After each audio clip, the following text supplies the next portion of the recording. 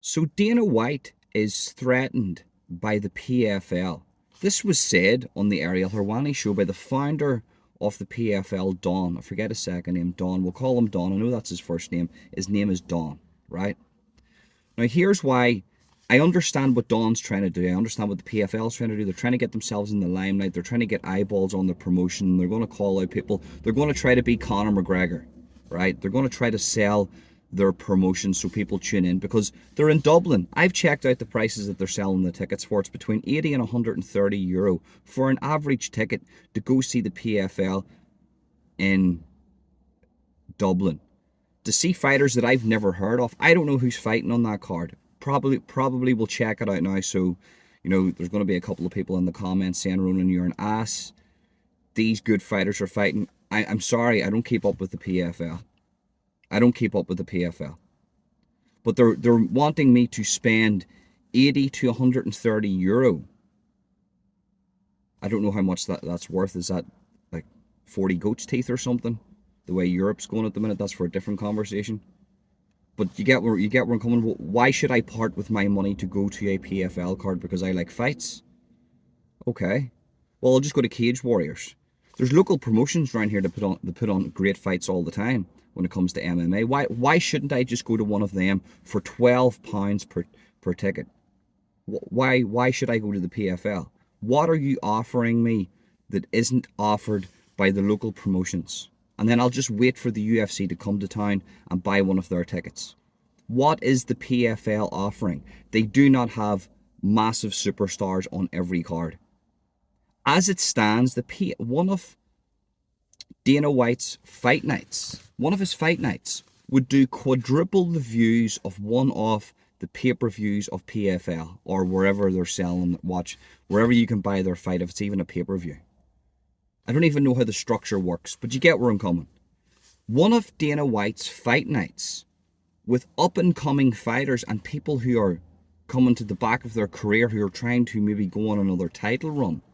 One of those fight nights, not the numbered cards, not the UFC 300, UFC 295, UFC 298, just the fight nights, would do quadruple the views, maybe even more.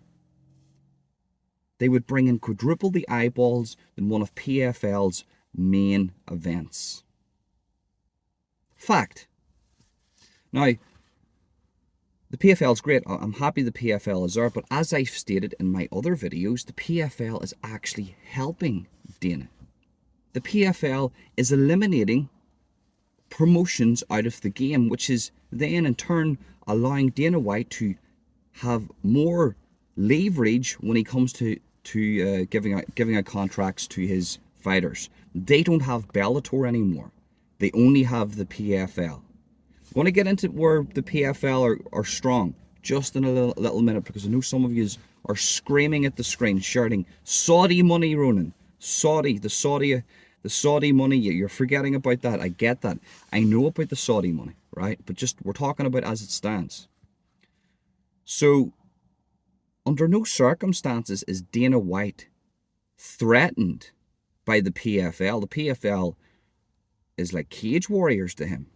If Dana White really wanted to, and wanted to go all out and just say he didn't have this lawsuit, he probably could buy the PFL and dissolve it if he really wanted to.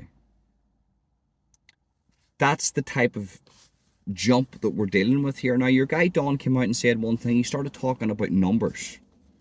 This is where I have to debunk something that he said. He started talking about, well, my guys are ranked by this, unbiased governing body, and your guys are ranked, and actually we come into this little percentage and you come into this percentage, and we're not too far behind you, Mr. White.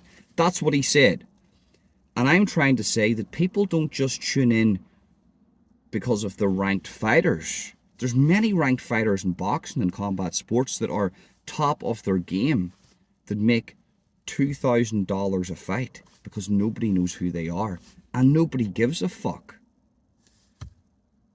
But people tune in to the UFC not because of the ranked fighters, but because it's the UFC brand, which is debunking something else. The PFL, this PFL guy, Don, came out and says, well, Dana White thinks he's trying to portray to the public that this is the NFL, when in fact it's not. I would go one further and say that Dana White and the UFC is better than the NFL. It's better because they can create their own fighters, promote their own fighters, have an unlimited amount of money, have their own gyms, control a sport for 30 years and make most of the profit. The NFL right now, lots of money goes to the players. This is why Dana White is in a lawsuit with 1,500 fighters.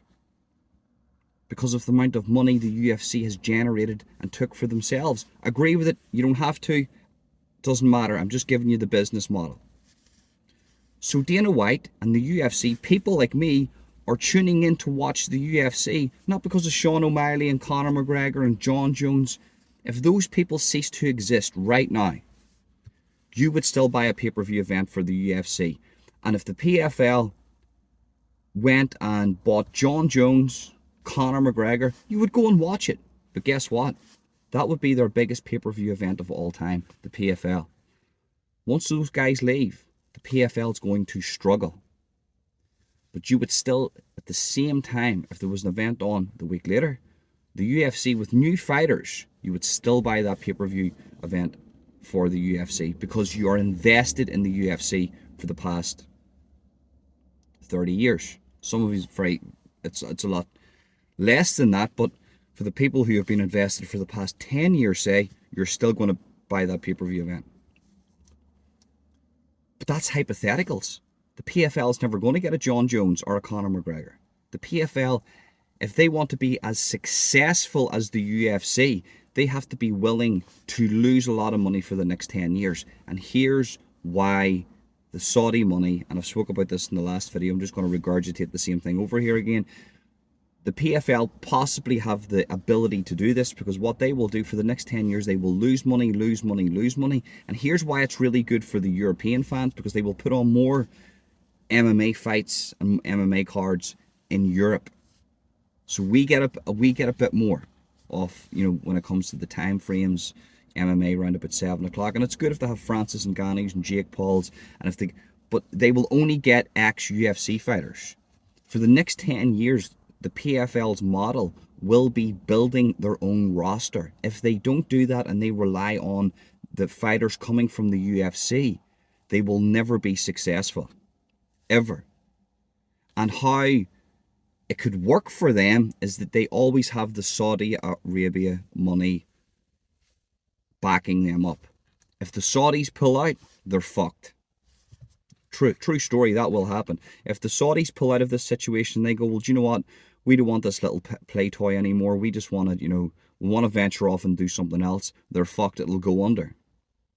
If they hit the 5-year mark. So it's on a balance.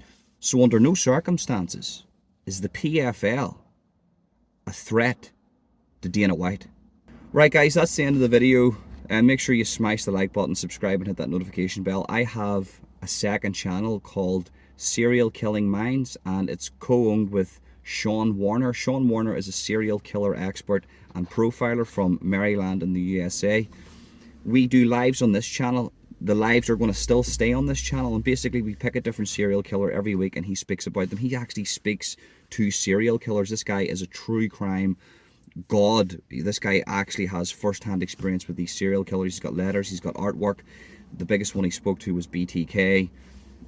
So he comes on and he speaks about all the different serial killers, some that you know and some that you don't know, in fine minute detail, and you always leave these lives with more knowledge on the subject. So if you're into that type of stuff, click the link in the description, which will take you straight over to Serial Killing Minds.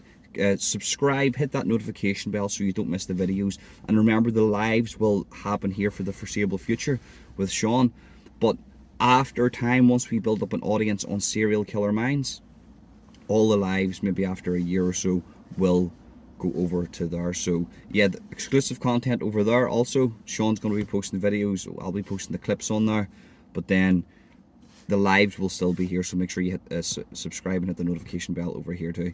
But yeah, click the link in the description, head over guys if you're a true crime buff. But that's it, guys. You know, want to follow me on social media, all the links are in the description. You know, the only toll you have to pay for this channel is like the video and subscribe and hit that notification bell. You can watch all my content for free. Just like, subscribe, hit that notification bell.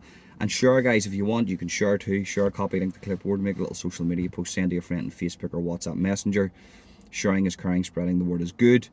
And let me know your opinion in the comment section, because your opinion matters to me. That's it, guys. Thank you very much for tuning in. Peace.